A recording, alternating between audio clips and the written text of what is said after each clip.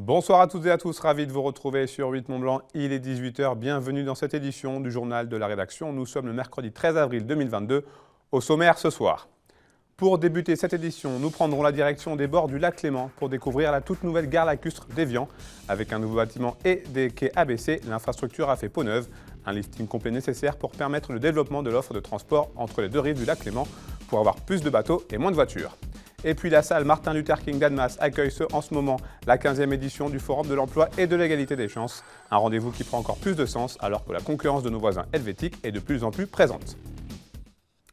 Depuis fin mars, les passagers bénéficient d'une nouvelle gare lacustre à Évian. L'infrastructure vétuste a été rénovée. Un nouveau bâtiment redynamise ainsi le centre-ville et les quais ont été abaissés pour accueillir dès 2023 le nouveau bateau de la CGN, la Compagnie Générale de Navigation. Cette restructuration s'inscrit dans une volonté commune de la ville et de la compagnie gestionnaire des transports sur le lac de développer l'offre de transport d'une rive à l'autre du Léman. Les précisions de Victoria Lopez dans ce reportage. L'effervescence est revenue sur le quai de l'embarcadère d'Évian. Après une petite année de travaux, la toute nouvelle gare lacustre a accueilli ses premiers passagers il y a quelques semaines. L'ancien bâtiment datait des années 70 et il était devenu vétuste. Il y avait besoin d'un petit coup de jeune et je pense que c'est vraiment réussi puisqu'on a vraiment ce côté transparent où depuis la rue maintenant nous pouvons voir le lac. Donc ça c'était le premier objectif. Le deuxième objectif qui pour moi était peut-être le plus important, c'est de rendre l'accès beaucoup plus sûr du bateau où nous avons travaillé alors là sur tout ce qui est les quais. Pour remettre les quais au niveau de l'entrée du bateau. Et puis le troisième gros objectif, c'est que nous nous préparons à accueillir un nouveau bateau sur Évian et on va pouvoir à ce moment-là doubler le cadencement avec la ville de Lausanne. La Compagnie Générale de Navigation se prépare en effet à accueillir 2 nouveaux bateaux dans sa flotte.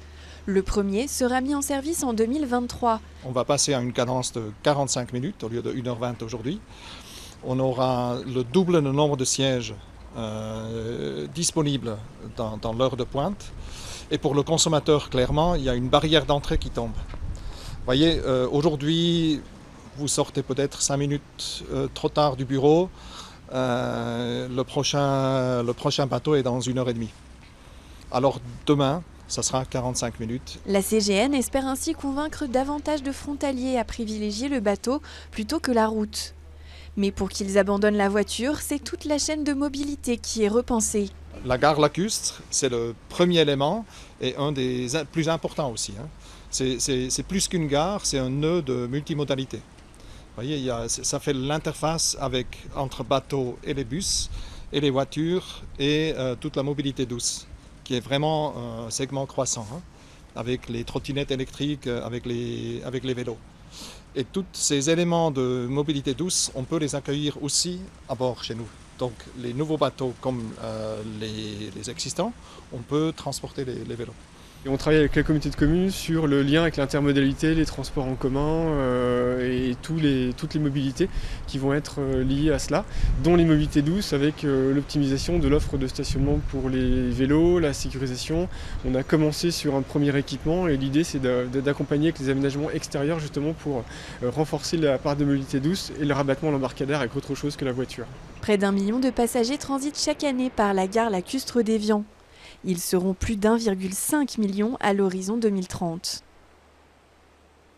Je vous le disais dans les titres, le Forum de l'emploi et de l'égalité des chances fait son retour à Annemasse pour sa 15e édition. Le rendez-vous a beau avoir changé de forme, il rassemble toujours professionnels et demandeurs d'emploi. Un véritable carrefour de l'embauche plus que jamais essentiel face à la concurrence helvétique toute proche. C'est un reportage signé Emmanuel Jaude. Santé, commerce, restauration ou encore BTP, de nombreuses filières recrutent aux abords de la frontière suisse. Il faut dire que le marché de l'emploi dans le Genevois français est soumis depuis bien des années déjà à de nombreux paramètres propres aux zones frontalières et qui rendent ces moments d'échange si importants pour le territoire. On a des secteurs qui recrutent énormément, c'est les secteurs qui seront là cette semaine. Un taux de chômage relativement bas, on passe sous la barre des 6% bientôt et aussi un secteur concurrentiel, si je peux me permettre l'expression, avec la Suisse à côté qui recrute également sur les mêmes secteurs d'activité. De plus en plus d'entreprises ont bien compris maintenant qu'il faut se rendre attractif et travailler sur la fidélisation des salariés. Justement, le salaire est peut-être un levier d'attraction, mais il y a plein d'autres choses et beaucoup d'entreprises travaillent maintenant sur la qualité de vie au travail, pour fidéliser et pour essayer d'attirer de plus en plus de candidats. Pendant les 4 jours de forum, plusieurs centaines de demandeurs d'emploi sont donc attendus. Face à eux, 70 recruteurs pour qui ces rassemblements sont une réelle aubaine afin de pourvoir aux besoins grandissants d'embauche. On est ouvert à tous les profils, jeunes, pas jeunes, avec de l'expérience ou pas d'expérience. Ce qui prévaut chez nous, c'est le savoir-être. Nous, là, dans l'immédiat, on a un nombre de recrutements précis. Par contre, on reste ouvert parce qu'on va avoir des recrutements à faire sur l'été avec les vacances qui vont arriver et puis potentiellement des offres en CDI qui vont s'ouvrir. Donc nous, c'est vraiment un vivier en fait qu'on vient chercher aujourd'hui. Alors nous, on a la chance de pouvoir travailler avec Smart Recruiter, qui est une plateforme en ligne où on peut poser des annonces. Mais c'est vrai que d'avoir le contact direct avec les candidats, c'est beaucoup plus sympa et on peut plus se rendre compte en fait des motivations. Et puis parfois on voit aussi des talents qu'on n'aurait pas forcément vus sur un simple CV. Donc pour nous c'est vraiment une opportunité aujourd'hui d'être là. Avec plus de 150 affectations à pourvoir en moins d'une semaine, les journées s'annoncent chargées. Mais pour les personnes à la recherche d'un poste, les opportunités sont nombreuses. Ici, je trouvais que oui, que je peux travailler, mais aussi il y a plus de possibilités de faire des découvertes dans autre secteur qu'avant, je n'avais pas pensé. Et aujourd'hui, je suis attirée aussi. Franchement, je préfère ça. Je préfère le forum de contacter les gens. C'est pour ça que j'aime bien travailler avec les gens, parce que je suis toujours avec les contacts. Vous savez, derrière l'écran, ça ne me donne pas trop envie de... Non, c'est trop froid. Au fil des années, le rendez-vous a déjà pourvu plus de 500 emplois. Après les journées dédiées au BTP et au commerce, ce sont les filières de la santé, de l'administration et de l'hôtellerie-restauration qui vont être mis à l'honneur sur le forum. Du sport à présent avec mes deux invités. On va parler rugby ce soir. Frédéric Moine, bonsoir. Bonsoir. Clément Yarussi, bonsoir. Merci à tous les deux d'être avec nous. Vous êtes respectivement président et capitaine du rugby club Savoie-Rumi. La saison régulière du championnat fédéral 2 vient de se terminer ce dimanche, vient de se terminer ce dimanche avec une victoire, la 14e de la saison contre Beaune. Le RCSR termine donc 2e de son groupe. Président, comment qualifier cette première partie de championnat ? Moi, je crois que c'est une vraie réussite parce qu'on avait une poule très difficile. L'objectif, c'était d'être dans les 4 pour accéder à la Nationale 2. Ils ont fini 2e. Donc moi, je tiens à saluer ce groupe parce que 2e dans cette poule, en plus du fait du Covid, on est les seuls à avoir fait 9 matchs de suite. C'est une sacrée performance et une grosse fierté. Alors quand on dit 9 matchs de suite, pour ceux qui ne connaissent pas trop, c'est 9 week-ends de suite. 9 week-ends de suite, d'habitude n'est pas l'habitude justement. Ouais, généralement, on a des blocs de 3 à 4 matchs. Et là, on a fait 9 matchs de suite. Donc c'est vraiment une belle performance. Et on a fait 7 victoires sur 9 matchs. Clément Yarussi, les ambitions fixées par votre direction étaient très élevées en début de saison. Vous avez validé donc votre montée en National 2 il y a quelques semaines. C'est une fierté d'avoir répondu présent, en tout cas pour cette première partie. C'est une fierté, oui, parce que, comme on l'a dit, la poule n'était pas facile. Les ambitions étaient affichées clairement par les présidents. On a su s'y tenir, on s'est bien tenu et au final la saison s'est très bien passée. C'est un groupe qui est jeune, qui a envie de faire des résultats et on est tous fiers. On se l'est dit, on est fiers de ce qu'on a fait. C'est facile d'évoluer quand on sait qu'on a des ambitions très élevées ? C'est facile, oui, parce qu'on n'y pense pas forcément, on se donne tous les week-ends le meilleur de nous-mêmes. On est un groupe qui se donne à fond, qui travaille toute la semaine à fond et on n'y pense pas forcément, on fait juste ce qu'on a à faire sur le terrain et puis ça s'est très bien passé cette saison. Frédéric Moine, Rumi va donc évoluer la saison prochaine en National 2, le nouveau championnat créé et imaginé par la Fédération française de rugby. Qu'est-ce que ça va changer concrètement pour le club ? Moi, je crois que c'est un peu la continuité de ce qu'on souhaite mettre en place à Rumi. La National 2, c'est clairement l'antichambre du sport pro. Et c'est le rendez-vous un peu, je dirais, des clubs qui souhaitent se structurer, se professionnaliser. Et donc, c'est un peu la trajectoire qu'on a choisie. Donc, c'est la raison pour laquelle c'était très, très important qu'on monte. Et maintenant, on va continuer à avancer. L'objectif, dans le sport, je pense qu'il faut aller vite, mais pas trop. Il faut trouver le bon rythme. Et donc, l'objectif, c'est de continuer à développer le club, à professionnaliser certaines fonctions, comme on l'a fait déjà depuis plusieurs saisons. Et puis, sous 2 ou 3 saisons, on aimerait bien, après c'est eux qui décident, c'est eux qui sont sur le terrain, mais en tout cas, on aimerait bien aller titiller cette nationale parce que la nationale, moi j'y suis particulièrement attaché. Vous avez des clubs comme Bourgoin, comme Chambéry, comme Dax, Tarbes. Et en fait, on a envie de faire revivre les grandes heures du RCSR. Et voilà, c'est un petit peu l'objectif qu'on se fixe. Mais déjà, avant d'aller le chercher sportivement, il faut que le club, en termes de structure, soit au rendez-vous. Donc on va travailler dès la saison prochaine, augmenter le niveau d'exigence, continuer à développer le réseau de partenaires qui s'est vraiment beaucoup développé ces dernières saisons. Et on va travailler, il y a beaucoup de choses à faire en coulisses. Mais avant le championnat de National 2, il y a les phases finales de Fédéral 1 avec un double affrontement face à Marmande qui a fini 3e de sa poule pour les 8e de finale.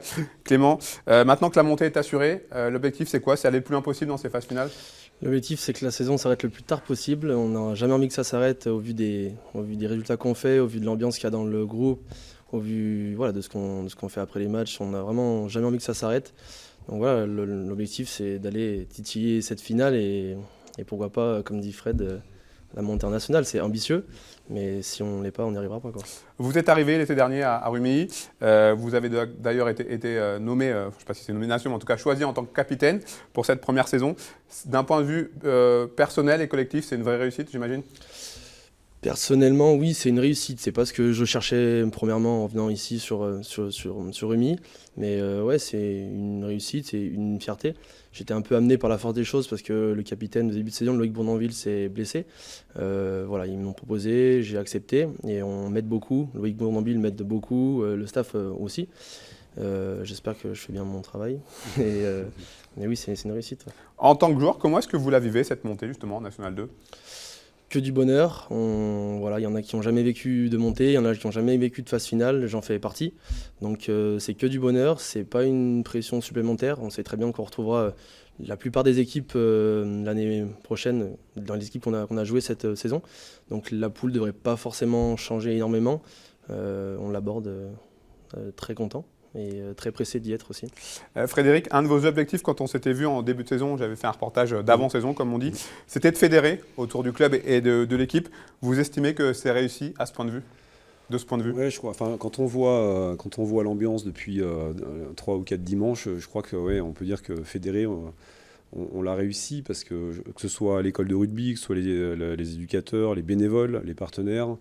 Il y a une joie autour du stade, il y a vraiment une très belle ambiance. Je crois qu'il y a un sentiment d'appartenance qui est très très fort. Et encore une fois, nous on essaye de faire le maximum, on essaye de transmettre l'ambition, on essaye de transmettre les objectifs. Mais ce qui est remarquable dans ce groupe, moi je trouve, parce que c'est quand même à eux qu'on le doit, tout ce qui se passe au stade le dimanche soir, c'est eux qui le créent. C'est quand même le sportif qui porte tout ça. Ce qui est assez remarquable, c'est qu'avec de nombreux changements à l'intersaison, des moments difficiles en début de saison, parce qu'on a quand même eu, et vous étiez venu filmer une défaite qui nous avait fait mal à la maison, et ce groupe a su se reprendre, a su fédérer, ne pas baisser les bras, rebondir, et puis construire ce qu'ils sont en train de construire actuellement. Et moi j'ai envie de leur dire aujourd'hui, profitez, ça vous appartient, c'est à vous, c'est les phases finales, ça se vit rarement dans une carrière de joueur. Et derrière, on voit l'engouement on commence déjà à avoir des appels pour les repas, pour le 1er mai. Voilà, donc tout ça, c'est vraiment super. C'est d'autant plus super que la période n'est pas forcément des plus simples et que de voir tous ces sourires, tous ces bonheurs et tout cet engouement au stade, c'est vraiment, on se dit, ouais, je crois qu'on a bien travaillé. Clément, vous confirmez les propos de votre président. J'imagine que vous, depuis le terrain, vous sentez cette effervescence qui descend de la tribune du stade des Grangettes? Ouais, on est vraiment soutenu par tout le monde, que ce soit bénévoles, dirigeants, supporters, voilà, même les matchs au plus loin, les supporters sont là. Donc oui, ça nous fait plaisir. Et puis dans le groupe, ça se ressent. J'ai déjà dit, mais depuis le mois de juillet, le premier stage, on a vraiment su qu'il se passait un truc dans ce groupe. Et voilà, ça se voit et donc ça marche bien. Merci beaucoup, infiniment, merci. À tous les deux. Merci, on rappelle merci les dates de ce 8e de finale. Donc match aller du côté de Marmande le 23. dimanche 23. Alors on jouera le samedi soir, 23. Le 23 à 18h. Et le match retour, c'est le 1er mai à 15h. Donc on vous invite Stade des Grangettes. Et on veut beaucoup de monde, beaucoup de public, parce que c'est un moment quand même exceptionnel dans la vie du club. Donc on attend beaucoup de public. L'appel est lancé. Merci à vous. Merci. Vous restez avec Merci. moi. On va continuer à parler sport avec ma prochaine invitée. Je suis en liaison vidéo avec Charlotte Fugier. Est-ce que vous m'entendez? Oui, bonjour. Bonjour, merci d'être là présente avec nous. Vous êtes la team manager de l'équipe Senior Motosport qui va participer aux 24 heures du Mans Moto ce samedi. Dans quel état d'esprit êtes-vous là? Là, on est tous en effervescence parce qu'il faut qu'on prépare le box, les motos, qu'on prépare toute l'équipe pour être prêt dès demain matin parce qu'il y a les essais libres, les qualifications demain après-midi. On a d'autres essais libres nocturnes demain soir. encore des qualifications vendredi et le départ de la course samedi à 15h. Alors, expliquez-nous concrètement comment ça va se passer pour votre équipe sur cette course mythique. Je crois que ça représente à peu près une trentaine de personnes sur place au Mans. Exactement. On a 3 pilotes plus un pilote de réserve. Et ensuite, tout le reste, c'est tous des bénévoles qui sont là, qui nous suivent. On a un mécanicien-chef, on a une dizaine de mécaniciens, on a un super cuisinier. Et après, on a 2 kinés, on a un pompier, on a 2 personnes pour le ravitaillement. Et tout le reste autour qui nous aide pour faire le panneautage, donner les informations, faire la communication entre le pilote sur la piste et le box. Et donc, il faut bien toutes ces personnes pour nous aider. Sans eux, on n'y arriverait pas. Vous êtes une équipe originaire du Mont-Blanc. Vous êtes, j'imagine, suivi par les locaux? Oui. On est très suivi dans toute notre région de Chamonix, Mont-Blanc, Megève. Voilà, beaucoup de gens nous suivent. Nos bénévoles viennent de partout en France, donc on est suivi aussi un peu partout en France et on a à cœur de représenter le Mont-Blanc et notre région. Comment se sont passés les essais, les préparatifs là, avant cette course? On est venu au Mans il y a une semaine faire le pré-Mans pour commencer à régler la moto parce qu'en fait il y a une moto pour 3 pilotes, donc il faut trouver le juste milieu pour adapter la moto pour les 3 pilotes et ça s'est très bien passé. On a pu faire tous les réglages et là on est prêt pour les essais libres de demain. Dernière question, Charlotte, vous y allez avec quelle ambition là sur ces 24 heures du Mans? Alors l'ambition, il y en a plusieurs. D'une, c'est d'arriver à avoir le drapeau à damier.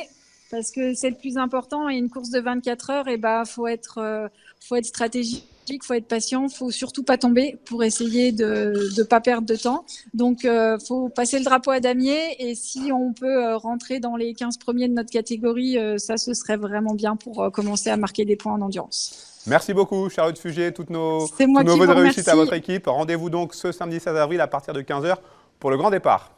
Merci beaucoup, bonne soirée. Bonne soirée. Vous le savez, le Festival international du film d'animation d'Annecy 2022 aura lieu du 13 au 18 juin prochain. Et pour l'occasion, les organisateurs ont choisi de récompenser un grand nom du cinéma d'animation français. Michel Oslo, le réalisateur de la trilogie Kirikou ou encore Dilili à Paris, recevra un cristal d'honneur le 14 juin prochain à l'occasion de la projection de son dernier film, Le Pharaon, le Sauvage et la Princesse. Par ailleurs, Jennifer Lee, réalisatrice oscarisée et directrice créative des studios Disney, recevra également un cristal d'honneur le 17 juin. C'est la fin de cette édition. Merci à vous pour votre fidélité à l'information sur 8 Mont-Blanc. Merci à toute l'équipe. Tout de suite, la météo présentée par Thierry Paume. Vous le savez désormais. Ensuite, vous avez rendez-vous avec un nouvel épisode de Panorama. L'émission est inédite cette semaine et Manu Schneider a choisi de s'intéresser au thermalisme en Pays de Savoie. Ce jeudi, rencontre avec Evelyne Hurtaud, guide conférencière à Évian. Passez une très belle soirée. Prenez soin de vous. On se retrouve jeudi pour un nouveau journal sur 8 Mont-Blanc.